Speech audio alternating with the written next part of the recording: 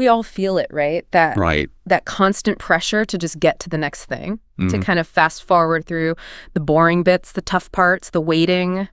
Just grit your teeth and get through it. Yeah, we're always looking ahead Yeah. to the weekend, the holiday, the project deadline, whatever it is, Yeah. as if that's the only place happiness lives. Exactly. And then, well, most of our actual life, the journey just becomes this waiting room, something to endure, not enjoy. We just try to survive the doldrums. It's such a common trap, Yeah. We're wired to seek pleasure and avoid pain. Yeah. So we project happiness onto some future event. When X happens, then I'll be happy. Right. Once I get past this. Yeah. And the irony is we completely miss the richness, the potential for joy that's right here now in the process itself. The now just feels like transit. It really makes you stop and think, though, what if? What if there's another way? Not like pretending challenges don't exist because, well, life happens, but changing how we experience them. What if we could actually find opportunities, maybe learn something, maybe even find some joy, not just at the end, but like in the steps along the way, even the messy ones? That's exactly the question that kicked off this whole deep dive for us. We've been looking into a whole bunch of different sources, psychology research, mental health wisdom, stories from people who've faced really big stuff. Okay. And this clear theme emerges. Finding joy, finding opportunity in the journey. It's not just some nice idea. It's actually a set of skills, a way of being you can learn. A learnable skill set. Okay, I'm intrigued. Yeah, it fundamentally changes how you experience your life. So that's what we're doing today, taking those insights, boiling them down. Pretty much. We want to give you a shortcut based on what we found to understanding how you might start living a more present, maybe more fulfilling life, uncovering those, hidden gifts right where you are. Getting better informed about how to shift our own experience. I like it. So let's dive into the first big idea from the sources. It sounds almost too simple, but it's huge.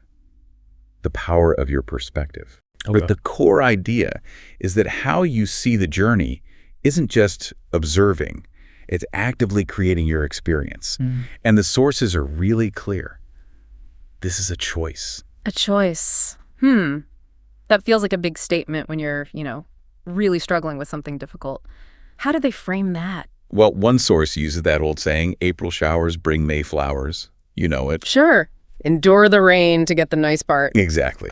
But think about how that frames it. The showers, the process, the challenges, the effort. They're just something you have to persevere through. Oh, right. The focus is all on the flowers, the destination. The rain is just an obstacle course, probably wet and miserable. Precisely. And when we use language like that, even just in our heads, this is a hurdle, just got to get through this. Ugh, what a grind.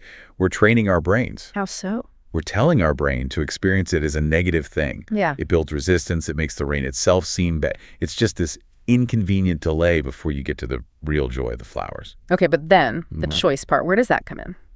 This is where it gets interesting, right? This is the pivot. What if, instead of just enduring the showers, you chose to find the joy in the showers? Not as a means to an end, but as an experience worth having right then. Finding joy in the rain itself. Yeah. The source suggests really shifting your focus, like step outside. What do you hear? The different sounds raindrops make, on leaves, on the street, on the roof. It's like a symphony almost. Okay. What do you see? The way the drops dance or cling to things. What about the smell? That amazing earthy smell when rain starts. Petrichor, they call it. You're talking about making the rain the point, the sensory experience. Exactly that. Yeah. And suddenly, it's not just an annoyance to get past. It's a gift within the journey, something to be fully present for, appreciated for what it is right now. Not just delay before the sun comes out. And this isn't just about weather, obviously. This applies to, well, anything, right? Any task. Absolutely. Any step, any goal. Cleaning the house can be a dreaded chore they have to do.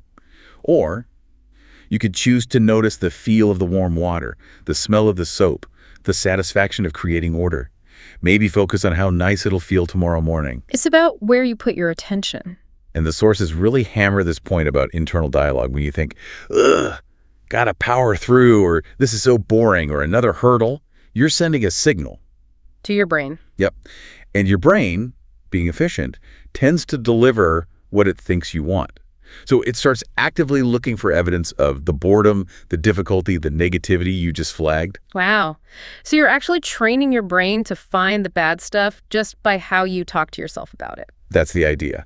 But the flip side is also true. If you consciously choose a different frame, okay, what's one interesting angle here? How can I find just a moment of calm in this traffic? What skill am I actually using right now? You start retraining it. You're telling it to look for the positive, the interesting bits, the potential enjoyment? Exactly. You're directing its attention. So that internal negotiation, how we label things moment to moment, that might be the most important negotiation we have all day. One source puts it exactly like that. It's this ongoing choice, training your brain bit by bit to seek out the good stuff, notice the beauty, look for the gifts, and just allow yourself to be present. Bask in whatever positive you can find right now. It's not about pretending bad stuff isn't happening. Not at all. It's about choosing where you focus your mental energy within that reality.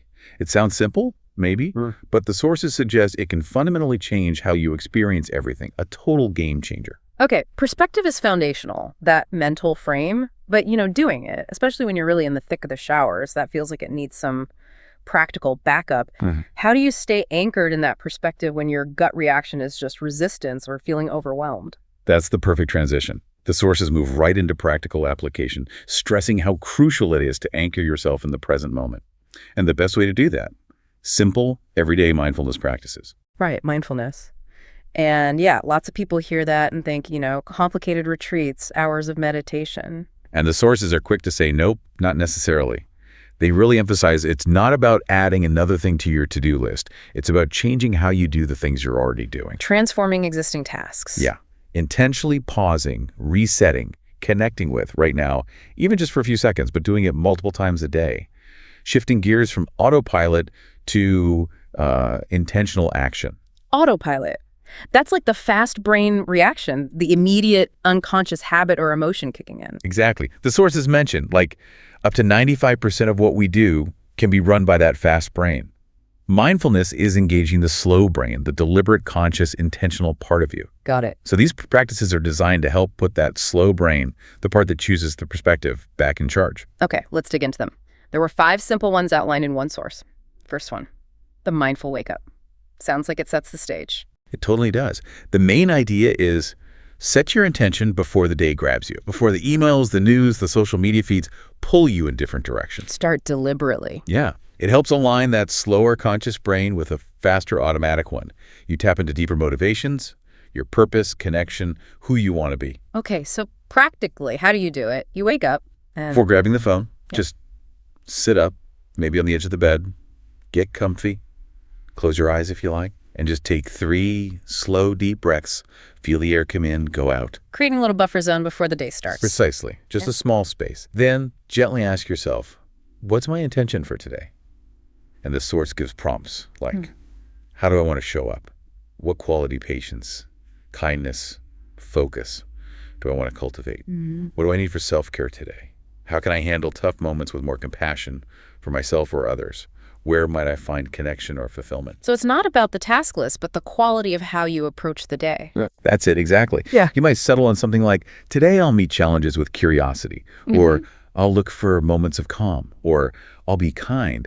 And the key thing is, revisit it. Yeah. Throughout the day, just a quick pause, a breath. Am I aligned with my intention? Checking back in. Yeah, that conscious check-in strengthens the link between the slow brain's intention and the fast brain's actions. That makes a lot of sense. Actively pulling your best intentions into the present over and over. Okay, what's number 2? Mindful eating. Probably the activity most of us do on total autopilot. Guilty as charged. Eating while working, watching something. Yeah. It's often just fuel. So common.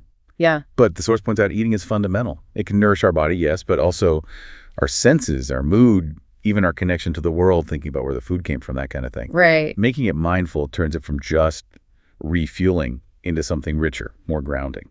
How do we break that autopilot habit then? First step, pause and take a few deep breaths before you start eating, like 8 or 10 slow breaths. It tells your nervous system, okay, shift from go, go, go to rest and digest. It calms you down, prepares your body. Creating a clear transition into the meal. Yes. Second, check in with your body's hunger signals before you decide what or how much to eat. The 4 suggests maybe a simple 1 to 10 scale. Am I actually physically hungry? Or is it habit, stress, boredom? Listening to the body, not just the clock or the craving. Spot on. Third, eat based on that real hunger. Choose food that feels nourishing and tastes good. Eat the amount that feels right now. Fourth, practice peaceful eating. Slow down. Breathe while you eat. Chew well. Put your fork down sometimes. It helps you savor it. Helps digestion too. And that last tip is great. If you don't love it, don't eat it. Yeah, it's about discernment, honoring yourself. Really taste the first few bites. Pay attention. Flavor, texture, temperature. Is this actually enjoyable? Is it feeling good? Make a conscious choice to continue only if the answer is yes. Turns a meal into sensory appreciation. Okay, mindful wake up, mindful eating. What's the third practice? The mindful pause. This one directly targets that 95% autopilot statistic. It's about deliberately slotting moments of slow brain awareness back into your day. The source admits it's tricky because those fast brain habits are like superhighways in our neural pathways. Deeply grooved paths. So how do we interrupt the traffic on the superhighway? The source mentions behavior design tricks. One is trip over what you want to do. Want to remember a mindful breath. Put a physical reminder, a pebble, a note right where you'll see it or bump into it. Want to stretch. Yoga mat in the middle of the floor. Make the desired action impossible to ignore. Pretty much. Another is refresh your triggers. If you use sticky notes, change their color or location often. Your fast brain gets used to static things and filters them out. Novelty grabs attention. Like a pattern interrupt for your own brain. I like that. Exactly. And building if this, then that patterns is huge. Link an existing trigger to a new mindful action. If the phone rings, then I take one deep breath before answering. If I stand up from my chair, then I quickly scan my body for tension. If I reach for the office door, then I set an intention for the meeting. Using the automatic habit to launch a conscious choice. Very clever. And it adds up. The source really stresses this. Every tiny intentional action strengthens those slow brain pathways, builds neuroplasticity, like exercising a muscle. It's effortful at first, gets easier. Right. Okay, from pauses to the mindful workout. This isn't just about hitting the gym, though, is it? Not at all. It's about bringing awareness to any physical movement. Formal workout, sure, but also dancing, gardening, walking, stretching, anything. Engaging body and breath consciously, feeling grounded and centered, instead of just moving while your mind's off planning dinner. So instead of mentally writing emails on the elliptical, you're focused on what exactly? First, set a clear aim for the movement itself. Beyond just get fit, maybe I'm going to focus on my breath rhythm, or I'll notice the air on my skin, or I'll feel gratitude for my body's movement. An intention for the physical experience itself? Yes. Then warm up mindfully.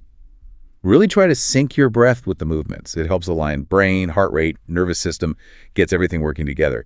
As you get into the activity, keep that focus on breath and movement coordination. Paying attention to how the body actually feels moving. Exactly. Even when it gets tough, when you push yourself, notice how alive your body feels, how your breath changes, how alert you are. Experience the vitality of it.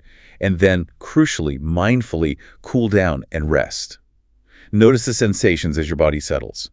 Notice your surroundings. It sounds like turning exercise from just function into connection, connecting with your own physical self. Absolutely. Synchronizing mind and body, reducing stress, feeling embodied.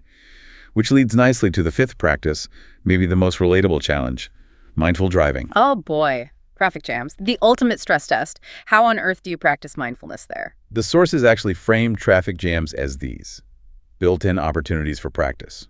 It's the perfect time for the slow brain to step in before the fast brain goes full road rage. Okay, so instead of immediately gripping the wheel tighter, you... First, deep breath. Yeah. Seriously, just one conscious inhale and exhale. It creates that tiny pause between the trigger traffic and your usual reaction. Gives you a moment of choice. That micro pause for perspective. Yes. Second, in that pause, ask, what do I need right now? Safety, ease, relief, patience. And then you try to give it to yourself. Seems kind of radical in traffic. It does, but it's powerful. Need ease. Scan your body. Consciously soften your shoulders, your jaw, your grip. Silently repeat a phrase like, may I be at ease, or it's okay to be frustrated, I can still be calm.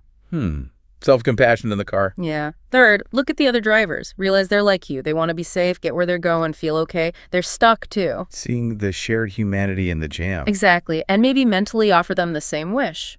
May you be at ease. May you be safe. Even just thinking it can shift your internal state. And fourth, take another deep breath. The whole thing can take like 15 seconds, but it can totally change your reaction. Those are all so practical, woven into things we already do. It's not about escaping life, but engaging more fully. That's the core message. These small daily acts, waking, eating, pausing, moving, driving mindfully, they compound. They build that slow brain strength, make you less reactive to stress, improve focus, and just lead to a richer, more intentional life. Maybe even keeping a journal, noting the shifts, helps make it stick. Okay, so we've got perspective, we've got mindfulness for staying present. That helps a lot when things are relatively okay. But life throws curveballs, right? Real obstacles, setbacks, genuine difficulties. How do you keep finding opportunity or keep that journey joy thing going when you're facing real adversity? Yeah. This is where cultivating specific internal skills comes in. The sources are very clear. The path isn't always smooth, but certain skills act like navigation equipment for storms. They help you move through challenges and, importantly, keep finding meaning, insight, maybe even a different kind of joy despite the hardship. And there was that one study we looked at that really focused on this, right? Exploring what they called the skill to overcome life's obstacles, especially for people doing challenging things for others. Yes, that study was fascinating. They did deep interviews with people who'd faced and navigated serious life problems. They defined this skill as being able to adapt positively and function well, even when facing difficulties, developing through the tough times. And they pinpointed key skills these people had. The first one, probably the best known, is resilience. Right. Resilience here means positive adaptation to adverse conditions. Think mental springiness. The source used fun analogies, like a roly-poly toy gets knocked down, pops right back up, or an unsinkable buoy tossed around but stays afloat. Not avoiding the waves, but riding them out. Exactly. It's having those internal mechanisms to stay stable and adapt. The study talks about this interplay between risk factors, the bad stuff like trauma, tough home life, illness, and protective factors. Protective factors being things like internal resources, self-esteem, skills, and external support, good friends, mentors, teachers. And how these interact leads to positive adaptation, which is the healthy outcome despite the risks. Can you give an example from the study, like Jan's story? Yeah, Jan's story is powerful. He had a really traumatic car accident and nearly died. Huge risk factor. Plus, a difficult home life with a very critical mother. But interestingly, that criticism became a sort of ironic protective factor. It fueled this deep drive in him to prove her wrong. Wow. And crucially, he also had teachers who supported him, saw his potential, another key protective factor. So how did that resilience play out? What was the positive adaptation? We channeled all that energy and drive into this community project, the Cycling City, a pro-social task that became his pathway. It gave him purpose, empowerment, new meaning after the trauma, and despite the home situation, he wasn't just coping, he was building something positive. Turning that resistance into fuel. Amazing. What about Eolina? She also had an accident. Yes, another car accident disrupted her life. Plus, she was dealing with her parents splitting up. Her protective factors were a mix. Internal stability from her long involvement in art and school groups, theater, music, things that felt safe and were an escape, and externally, her friends. Okay, so how did resilience show up for her? When the accident happened, her friends were incredible. Selfless support, visits, just really showed up. That, plus being forced to slow down because of injuries, led to this big realization for her about the importance of making time for people, for connection. That shift in values, born from the adversity and the support she received, was her positive adaptation. It's striking how often growth comes directly out of hardship. It really is. Yeah. And the study connects resilience to things like setting clear goals, solving problems effectively, maintaining relationships, having self-respect even when facing smaller, everyday difficulties, not just big crises. Okay, so resilience is key. The second skill they identified was optimism. Feels related to perspective. Definitely related. Optimism here means confidence in getting results you want, generally expecting things to turn out okay. The sources highlight its adaptive power. Even if things are uncertain, optimism motivates you to act. If you believe things can improve, you're more likely to try. It gives you the energy for the showers, basically. Exactly. And it boosts mood, life satisfaction, acts like a natural stress buffer, helps you see a way forward in a crisis. And the study contrasted optimists with pessimists. Right? Yeah, this is important. Optimists tend to blame failures on external things. Bad traffic made me late, or temporary things. I messed up this time, but I can do better next time. They believe they can overcome obstacles because the cause isn't seen as some permanent flaw in them. Whereas pessimists tend to blame failures on internal stable traits. I'm always late. I fail because I'm just not smart. That kind of thinking is really paralyzing. But the good news is optimism isn't just something you have or don't. It can be learned. Absolutely. It can be cultivated, and it makes a huge difference to well-being. like Aldani in the study. Her parents were quite pessimistic. She saw that negativity and consciously chose to hang out with more positive people. She directly credits learning that positive attitude for her own resilience. So optimism helps find joy, or at least keeps hope alive, by focusing on possibilities and the idea that your effort counts, even when things are tough. Right. Then the third skill, self-reliance. The study used a lovely phrase, being their own author. Author of your own story, developing through independence, having agency. That's the feeling. It's linked to courage, personal power, resisting being overwhelmed. It comes from believing in your own effectiveness that you can influence outcomes. And Jadwiga's story illustrated this. Yes, she started out quite shy, lacking confidence. Her path to self-reliance came through working at an NGO. It forced her into constant contact with diverse people, pushing her way outside her comfort zone. Trial by fire, almost. In a way. But she found real satisfaction, joy even, in the work. And through successfully doing it, navigating those interactions, she gradually built that belief in herself, learned to rely on her own capabilities. The engagement built the skill, and the skill brought the satisfaction. Cool. Exactly. Self-reliance lets you steer your own ship, pursue goals you value, and get that deep satisfaction from feeling confident and effective. And the fourth skill was entrepreneurship, which sounds businessy, but the study meant it more broadly. Yes, much broader. It's about pursuing goals, proactively, innovatively, maybe taking some risks, focusing on the steps you're taking now towards a future goal. It involves self-control, strong motivation to hit ambitious but achievable targets, setting a vision, breaking it down, that kind of thing. So having a vision plus the drive and initiative to actually work towards it step by step. Right. And the study had great examples. Kusistov, for instance. He was really sensitive to criticism, could have held him back. But he channeled that frustration into something entrepreneurial, starting a music festival for niche artists who struggled to get heard. Turning his own pain point into a project to help others. Exactly. His motivation came from his own experience, and he found huge satisfaction in organizing it, helping others debut. It was a direct creative response to his challenge. And then Alla, dealing with family insecurity, used her entrepreneurial spirit to lead a project for the homeless. How did that help her? By taking initiative driving this project, she found immense satisfaction, purpose, and a much stronger belief in her own effectiveness. Helping others feel valued, challenging stereotypes, it created something meaningful, and that, in turn, strengthened her. These stories really show how self-reliance and that proactive entrepreneurial spirit can lead to joy, not just in the end result, but in the actual doing, building, contributing. And what's crucial, I think, is that these skills, resilience, optimism, self-reliance, entrepreneurship, they aren't fixed. The stories show they're developed, often in response to challenges, forged in the journey's difficulties. That pulls it all together.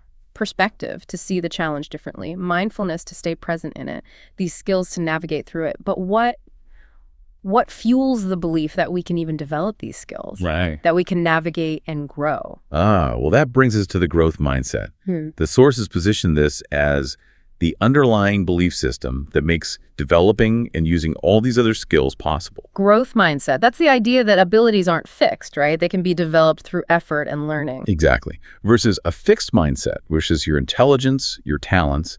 They're just set traits. You're either good at something or you're not. Think about learning, say public speaking. Fixed mindset says, nope, not a natural, never will be. Growth mindset says, this is tough now, but I can learn, I can practice, I can improve. A fundamental difference in how you see capability itself. Why is this mindset so critical for the journey, especially the bumpy parts? Well, one source breaks down a few key reasons. First, it just gives you permission to try new things. If abilities are learnable, your past doesn't lock you in. You can step into new territory, learn new skills, change careers, whatever. It removes that "I can't because I haven't" barrier. Precisely. Second, huge link here. It directly fosters resilience. We just talked about that. The source mentions Carol Dweck's work showing brain activity differences. Growth mindset folks make a mistake. Their brain lights up in ways showing error processing, learning. Fixed mindset folks, often no such activity. The mistake might just confirm their belief of inability, so the brain doesn't engage in learning from it. Wow. So a fixed mindset can literally short-circuit learning from mistakes. That's biologically significant. It reinforces that mistakes aren't judgments, they're data. Absolutely. Data for growth, if you have the right mindset. Third, Growth mindset enables iteration and adaptation. Life rarely goes to plan A. You need to adjust. Growth mindset lets you take feedback, even tough feedback, see it as info to get better, adapt your approach. Fixed mindset might see criticism as proof of failure, leading to defensiveness or quitting. Feedback becomes a tool, not a threat. Exactly. Lets you iterate, try again, smarter. Fourth, maybe surprisingly, it keeps you humble. Knowing there's always more to learn, mastery is ongoing.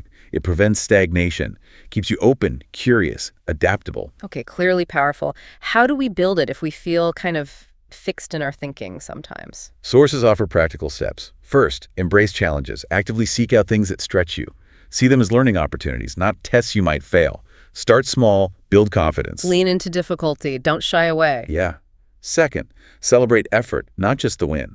Recognize persistence, trying different strategies. That's what leads to growth.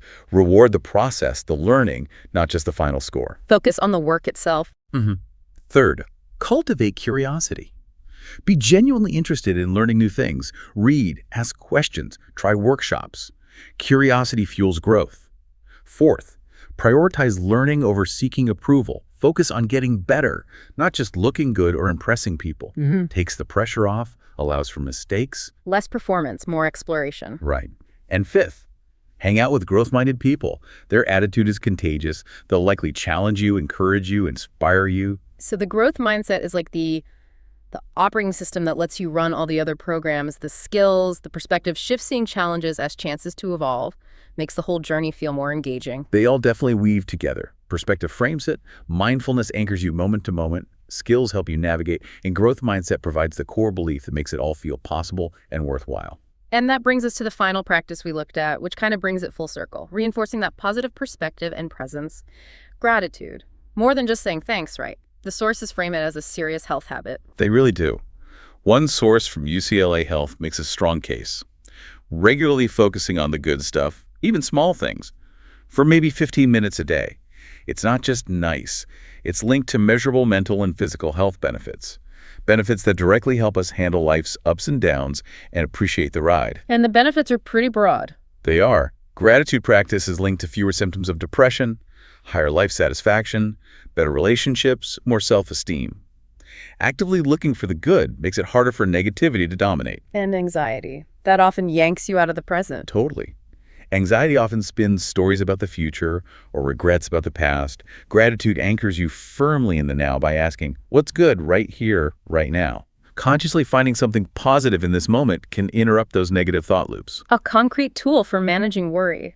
And it impacts physical health, too. Heart health. Yeah, amazing, isn't it? Research suggests gratitude can positively influence heart disease risk factors, help lower blood pressure, improve the rhythm between breathing and heart rate. Wow, a direct physical effect from a mental practice. Speaks volumes about the mind-body link. Gratitude also directly eases stress. It activates the rest and digest system, calming down the fight or flight response, lowers heart rate, blood pressure. So it literally calms your body down. Yep. And finally, it helps with sleep. People practicing gratitude often adopt other healthy habits that help sleep. But more directly, by reducing stress, anxiety, depression, all major sleep killers, it creates a calmer mind, ready for rest. Ending the day thinking about what you're grateful for is a great sleep prep routine. With all that, health habit makes sense. How do we make it stick, make it a regular thing? The source had simple tips. First, write it down. Gratitude journal. Just 3 things a day. The act of writing helps solidify it.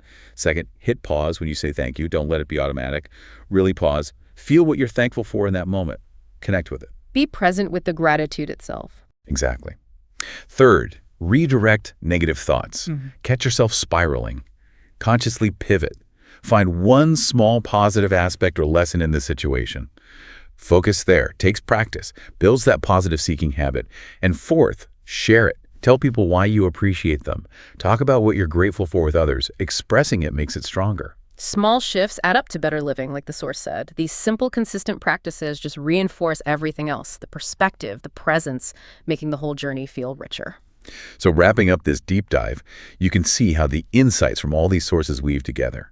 Finding opportunity, finding joy during the journey, not just at the end, it's genuinely achievable. Yeah. It comes from consciously choosing your perspective, Yeah. anchoring in the present with simple mindfulness, building those key skills, resilience, optimism, self-reliance, entrepreneurship to navigate the bumps, underpinning it all with a growth mindset that says, I can learn and adapt, and then reinforcing it all with consistent gratitude. The big takeaway really seems to be that every step, sunny days and April showers, smooth paths and roadblocks, they all hold opportunities. Exactly. Opportunities to shift how you see things, to practice being present, to build skills, learn, grow stronger, and find a deeper, more continuous sense of fulfillment and joy, not just when you arrive, but in the actual process of getting there. It really changes the whole definition of a good life, doesn't it? It's less about collecting destinations. And more about enriching the expedition itself. The journey becomes the place where you cultivate that rich, meaningful, joyful life. Which leaves us with a final thought for you listening right now. Think about the very next step on your path. Could be a tough conversation, a routine chore, starting something new, maybe just walking out the door. How will you choose to see that step? And what tiny shift, what small practice could you bring to that moment to find the opportunity, the gift, maybe just a simple moment of presence or gratitude right there within it? Something to chew on. Definitely. Well, thank you for joining us for this deep dive into finding joy in the journey. We really hope these ideas offer some useful tools for your own path. Until the next time. Keep exploring, keep learning, and keep looking for those opportunities hidden in every step.